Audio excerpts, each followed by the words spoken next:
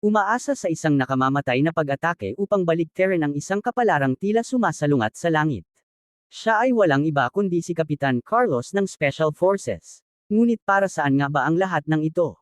Ang dating kapitan ng GF Squad na si Carlos ay isang taong minsang hayagang hinarap ang proteksyong payong ng militar. Ang naging kapalit nito ay ang pagpapahirap hanggang kamatayan ng kanyang asawa, habang siya naman ay itinapon mula sa isang mataas na gusali. Inakalang patay na, ngunit sa halip ay umasa siya sa isang bilyong jackpot sa loto upang makabawi, at nakipagsanib puwersa sa kanyang alas na kasamang si Miguel upang paligan ng dugo ang buong tiwaling puwersa ng militar sa hangganan ng Mexico. Sa lugar na iyon, patuloy ang pag-agos ng ilegal na gawain buong taon, at laganap ang smuggling ng armas. Ang mga grupo ng gang ay magkakaugnay sa masalimuot na paraan. Higit pang nakakatakot ang militar, na matagal nang may kinikimkim na katiwalian sa loob. Ang mga opisyal at kriminal ay nagtutulungan upang bumuo ng isang napakalaking madilim na network, dahilan upang tuluyang maglabo ang hangganan ng tama at mali. Ang pangunahing tauhan na si Carlos ay kasalukuyang kapitan ng Special Forces Squad G. Siya ay may matuwid at matibay na personalidad.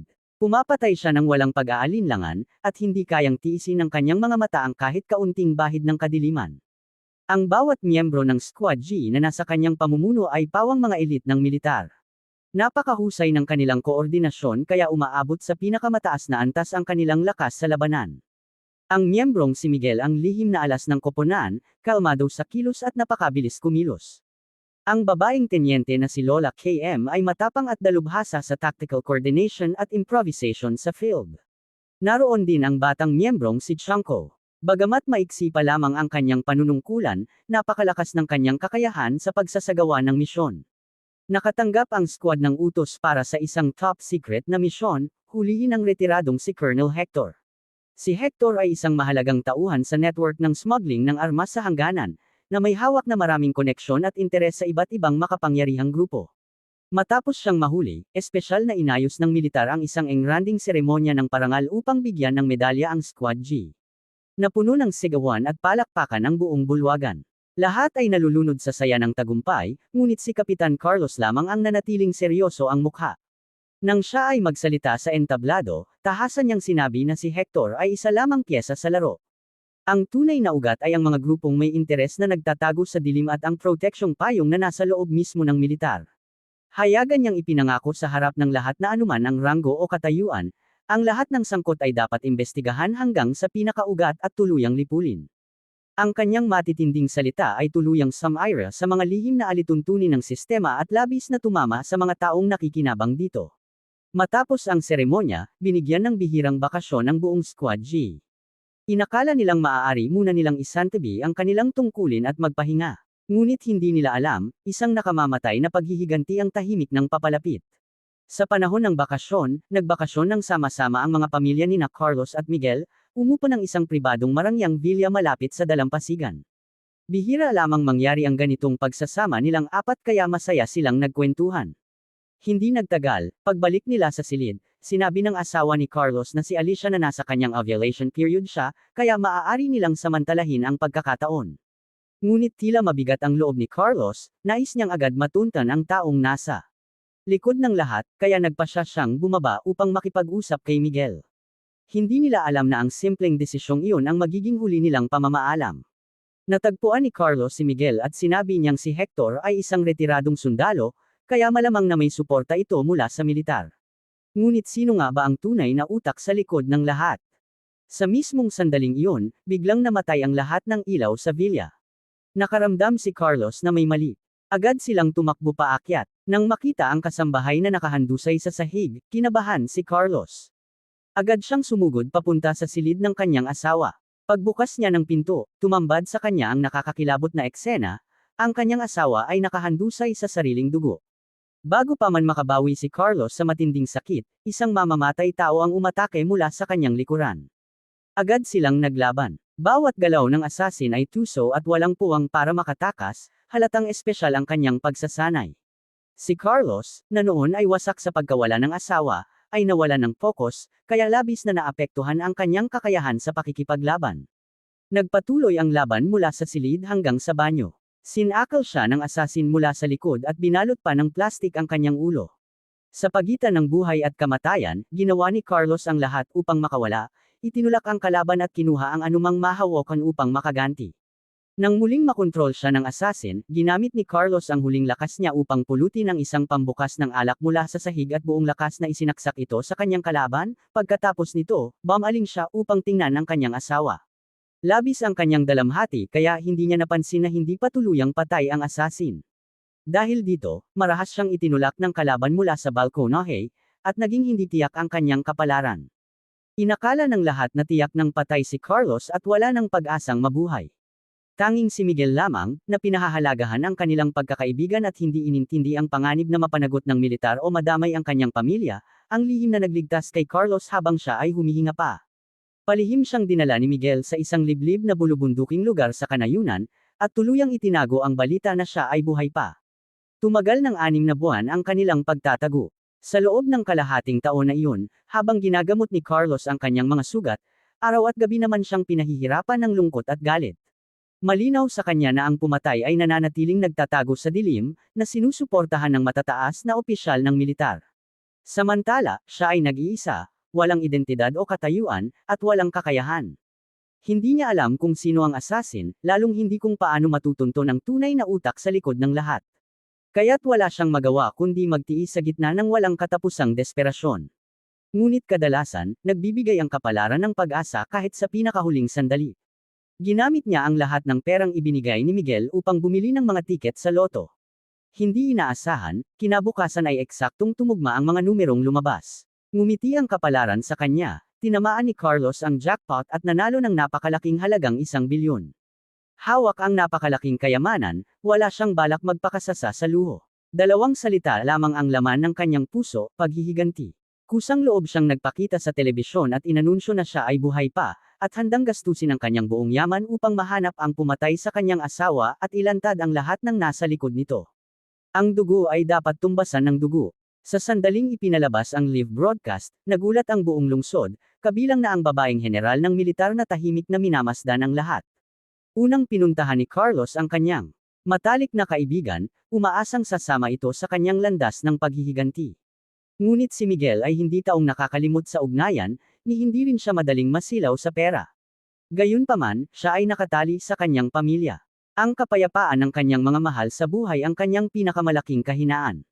Kapag siya ay hayagang sumali sa paghihiganti, tiyak na magdadala ito ng kapahamakan sa kanyang pamilya. Matapos ang masusing pag-iisip, napilitan si Miguel na umiwas. Naunawaan ni Carlos ang kanyang sitwasyon at hindi siya pinilit. Tahimik niyang kinontak ang dati niyang mga kasamahan sa squad, sina Lola at Chanko. Nang marinig nila ang sinapit ng kanilang kapitan, hindi sila nag-atubili at agad pumayag na makipagkita sa isang 7-star na hotel. Namangha ang dalawa sa marangyang silid na puno ng iba't ibang mamahaling pagkaing dagat. Ngunit higit pa roon, nabigla sila sa 2 bag na puno ng salaping nakasalansan na tila bundok. Dahil man sa matibay na samahan o sa kapangyarihan ng pera, kapwa sila tumayo sa tabi ni Carlos, handang tahakin ang mapanganib na landas ng buhay o kamatayang paghihiganti. Pagkatapos nito, si Carlos kasama sina Lola at Chanko ay bumuo ng isang detalyadong plano, bumili ng mga armas at kagamitan, at gumastos upang kumuha ng 2 bihasang mersenaryo upang makabuo ng pansamantalang grupo ng paghihiganti. Matapos ang diskusyon, napagpasyahan nilang gamitin si Hector bilang susi. Si Hector ay malalim ang koneksyon sa smuggling ng armas at tiyak na may alam sa mga lihim ng organisasyon. Kapag napagsalita nila ito, maaari nilang matuntan ang tunay na utak sa likod ng lahat. Ngunit hindi nila inaasahan na matapos mahuli, si Hector ay hindi dinala sa karaniwang bilangguan, kundi lihim na inilipat sa loob ng isang base ng Special Forces na mahigpit na binabantayan ng mga piling tauhan. Malinaw na ang proteksyong payong sa loob ng militar ay patuloy pa ring nagtatanggol kay Hector. Ang pagpasok sa isang mahigpit na binabantayang base ng militar upang agawin ng isang tao ay parang pagbunot ng ngipin ng tigre, napakapanganib. Ngunit dahil sa nag-aalab na galit, hindi umurong si Carlos. Gumawa siya ng isang masusing plano ng paglusob. Nagbalat kayo ang buong grupo upang makapasok sa base, umiwas sa mga patrol, nalampasan ang iba't ibang checkpoint, at sa wakas ay natagpuan si Hector sa isang hiwalay na lugar. Matapos ang maikling konfrontasyon, napagpasyahan nilang unahin ang pagdakip kay Hector. Ngunit hindi naging maayos ang operasyon. May isang sundalong nakapansin ng kaina hinalang galaw at lumapit upang mag-imbestiga. Nabunyag ang presensya ng grupo. Agad na bumalik si Lola upang magbigay ng cover habang hinahabol siya ng sundalo. Sumiklab ang matinding putukan sa pagitan ng dalawang panig. Sa palitan ng bala, dalawang sundalo ang napatay. Orihinal na plano nilang kunin si Hector ng palihim, ngunit ang insidenteng ito ay nagdulot ng malaking problema sa kanilang mga susunod na hakbang. Gumamit sila ng puwersa upang agawin si Hector mula sa base at mabilis na umatras patungo sa isang lihim na tagwan. Agad siyang inimbestigahan ni Carlos, umaasang makuha ang katotohanan mula sa kanya. Sa harap ng ganitong klaseng tuso at malupit na kalaban, gumamit si Carlos ng marahas na paraan, isa-isang ipinukpok ang mga pako sa hita ni Hector. Ngunit matigas si Hector at tumangging ibunyag ang impormasyon tungkol sa assassin. Sa sandaling malapit na siyang bumigay at magsalita, isang bala mula sa malayong sniper ang mabilis na tumama sa kanyang mahalagang bahagi ng katawan, agad siyang napatay. Malinaw na ang taong nasa likod ng lahat ay matagal nang naghanda ng malawak na plano. Ang layunin ay patahimikin si Hector at putulin ang lahat ng posibleng bakas. Matapos mamatay si Hector, agad na pinalibutan ng militar ang kanilang tagwan. Napunta si Carlos at ang kanyang grupo sa isang desperadong sitwasyon, na wala ng ibang pagpipilian kundi isugal ang kanilang buhay upang makalusot. Matapos ang madugong sagupaan, nakatakas sila ng mapalad, ngunit agad na napunta sa deadlock ang kanilang landas ng paghihiganti. Tuluyang naputol ang lahat ng bakas, at nagkalat ang mga puwersa ng militar na humahabol sa kanila. Malinaw na naunawaan ni Carlos na upang malaman ang katotohanan at mahanap ang misteryosong assassin, ang tanging paraan ay makakuha ng akses sa mga classified na file ng militar. Sa buong squad, si Miguel lamang ang may sapat na awtoridad at kakayahan para dito. Sa puntong wala na siyang ibang mapuntahan, muling nilapitan ni Carlos si Miguel at taos-pusong ibinahagi ang lahat ng kanyang pinagdaanan, kasama ang kanyang matinding hangarin na maghayganti. Nang makita ni Miguel ang kanyang dating kasama na lubog sa sakit at walang tigil na obsesyon, sinabi niyang ayaw niyang madamay sa gulo. Ngunit sa huli, hindi niya kayang manood na lamang.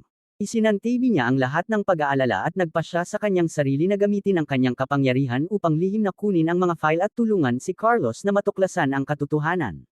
Matapos ang isang gabing pagsusuri at pagdurugtong-dugtong ng mga impormasyon, tuluyang nabunyag ni Miguel ang buong katotohanan. Ang proteksyong payong na nasa likod ng lahat ay ang babaeng colonel na may hawak ng mataas na kapangyarihan. At ang misteryosong assassin na pumatay kay Alicia at nagtulak kay Carlos mula sa gusali noon ay kilala sa codename na Wolf, isang top assassin na lihim na sinanay ng babaeng colonel, na dalubhasa sa paghawak ng mga madidilim na gawain na hindi dapat mabunyag. Kasabay nito, tuluyang kinontrol ng babaeng colonel ang sitwasyon at ibinuntin kay Carlos ang lahat ng kasalanan sa pag-atake sa base at pagkamatay ni Hector. Tinatakan niya si Carlos bilang isang traidor ng militar at nag-utos ng nationwide manhunt, handang gumastos ng malaki upang siya ay mahuli ng buhay. Agad ding napansin ng colonel na lihim na tumutulong si Miguel kay Carlos, kaya't kaagad niya itong pinuntirya. Sa isang banda, ginamit niya ang buhay ng pamilya ni Miguel bilang pananakot upang pilitin itong makipagtulungan sa isang plano na bitagin si Carlos. Sa kabilang banda, ginamit din niya ang kapangyarihan at benepisyo upang ito ay hikayatin. Sa gitna ng kawalan ng pagpipilian, lihim na nakipag-ugnayan si Miguel kay Carlos at nag-ayos ng pagkikita sa isang pamilyar na lugar, na nangangakong ibibigay ang mahahalagang impormasyon. Walang pagdududa si Carlos, isinama pa niya si Lola sa lugar at pinaghintay ito sa labas. Ngunit hindi nila alam na ito ay isang maingat na inihandang nakamamatay na bitag. Samantala, sa isa pang trahedya, si Chanko ay matagal nang napagod sa walang katapusang paghabol at sa magulong laban ng tama at mali. Dahil sa pagod na damdamin, nagpasya siyang magsumite ng kanyang resignation, nais lamang mamuhay ng payapa at lumayo sa kaguluhan. Ngunit dahil sa dami ng lihim na alam niya tungkol sa militar, paano siya papayagang makaalis ng basta-basta? Personal siyang pinuntahan ng babaeng colonel upang kumbensihin na magbago ng isip, ngunit nanatiling matatag si Chanko at tumangging ipagkanulo ang kanyang kapitan. Upang maiwasan ang magiging problema, diretsahan siyang pinatay ng colonel. Isang kasapi ng Squad G na minsang nakipaglaban ng magkakasama ay tuluyang bumagsak. Pagdating ni Carlos at Lola sa tagpuan, pumasok si Carlos mag-isa sa bathhouse at nag-text kay Miguel. Sa oras na iyon, paparating si Miguel kasama ang mga puwersa ng militar. Si Lola, na naghihintay sa labas, ay agad nakaramdam ng kakaibang tensyon at panganib sa paligid, kaya't nagpadala siya ng mensahe kay Carlos upang agad umatras. Ngunit tila huli na ang lahat. Ang may-ari ng bathhouse ay nagpakawala ng nakal-alasong gas at isinara ang pangunahing pinto. Doon lamang napagtanto ni Carlos na siya ay ipinagkanulo. Agad siyang naghanap ng paraan upang makatakas. Sa labas, napansin din ni Miguel ang kakaibang nangyayari. Napagtanto niyang hindi ito simpleng operasyon ng paghuli, kundi isang planong pagpatay kay Carlos. Sa sandaling handa ng bumaril ang mga sundalo, agad siyang kumilos at umatake. Sa isang iglap, napabagsak niya ang lahat ng nasa sasakyan. Samantala, bumaba si Carlos sa pamamagitan ng tubo at mabilis na tumakbo upang makipagkita kay Lola. Sa oras na iyon, dumating na ang mga puwersa ng militar. Matapang na lumaban si Lola at mabilis na pinabagsak ang mga kalaban. Sa isang iglap, muling nagkita sina Carlos at Lola. Agad silang sumakay sa sasakyan upang tumakas, ngunit napalibutan na sila ng militar.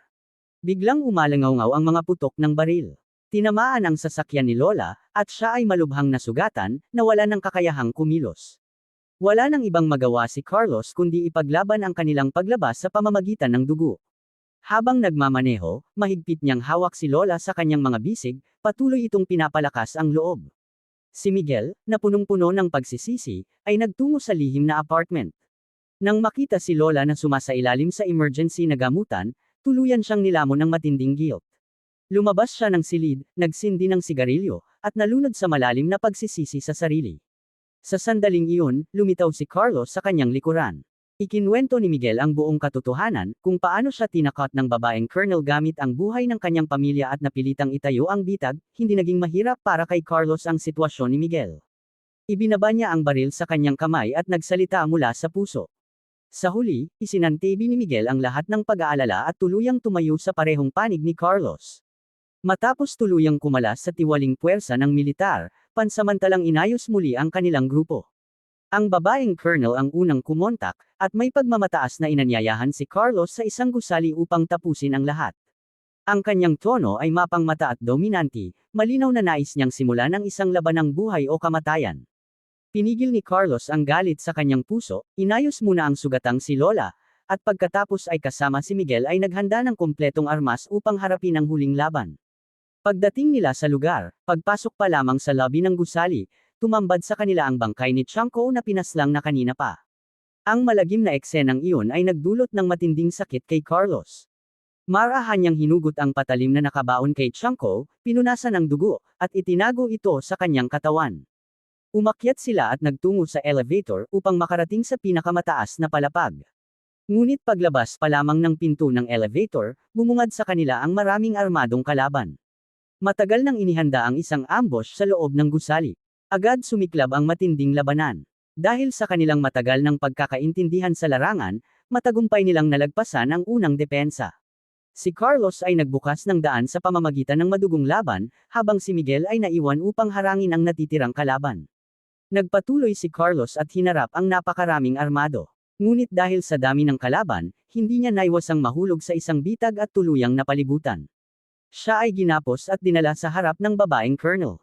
Mula sa itaas, tiningnan siya ng colonel na may mapagmataas na ngiti. Pinagtawanan niya si Carlos dahil sa hindi nito pagkilala sa sariling kakayahan at sa pag-aakalang kaya nitong labanan ang isang napakalaking madilim na sistema gamit lamang ang sariling lakas. Sa sandaling papatayin na sana siya ng colonel, biglang dumating si Miguel at agad nabasag ang sitwasyon. Hindi rin sumuko si Carlos, sinamantala niya ang pagkakataon, nakawala sa pagkakagapos, at nakipaglaban ng malapitan sa colonel. Samantala, si Miguel ay buong lakas na nakipaglaban kay Wolf, ang assassin. Matindi ang naging laban ng dalawang panig, ngunit kulang pa rin ang lakas ni Miguel kumpara kay Wolf. Siya ay sinakal at unti-unting nawalan ng kakayahang lumaban. Sa kabilang banda, sa tulong ng matinding determinasyon ni Carlos para sa paghihiganti, tuluyan niyang pinabagsak ang babaeng colonel, ang pangunahing utak sa likod ng lahat. Nang makita niyang nasa bingit ng kamatayan si Miguel, hindi na nag-atubili si Carlos at agad siyang sumugod. Ang sakit ng pagkawala ng kanyang asawa at ang paghihiganti para sa kanyang mga kasamahan ay muling nagliyab. Hinarap niya si Wolf sa huling laban. Sa gitna ng sagupaan, pareho silang nahulog mula sa gusali. Mahigpit na hinawakan ni Wolf ang hita ni Carlos, at kahit anong pilit niya ay hindi siya makawala. Sa isang iglap, nagising si Miguel at agad tumakbo sa bintana, ikinabot ang safety rope kay Carlos. Ngunit napakalakas ng hatek, dahilan upang siya rin ay hilahin pababa. Napilitan si Miguel na kumapit na lamang sa gilid ng gusali. Samantala, si Wolf ay patuloy na agresibo, isinaksak niya ang patalim sa hita at baywang ni Carlos, sinusubukang umakyat muli. Sa sandaling iyon na halos mamatay na sa sakit si Carlos, nagpasya siya. Tinanggal niya ang safety harness na nakakabit sa kanya at hinayaan ang sarili na mahulog kasama si Wolf sa kailaliman, iniwan ang tanging pagkakataon ng kaligtasan para kay Miguel. Ang kapitan na minsang nakipaglaban ng magkatabi ay tuluyan ng nawala. Pagkatapos ng lahat, si Miguel ay nakaligtas. Ngunit ang kinaroroonan ni Carlos ay nanatiling misteryo, buhay man o patay, walang nakakaalam. Paglipas ng unos, unti-unting gumaling ang sugat ni Lola. Nang siya ay tuluyang makabawi, nakipagkita siya kay Miguel at ibinigay ang perang iniwan ni Carlos para sa kanya. Ang isang dakilang paghihiganti ay nagtapos sa isang malungkot na wakas. Ang madilim na lihim ng militar ay nabunyag, at ang kasamaan ay tuluyang nalinis.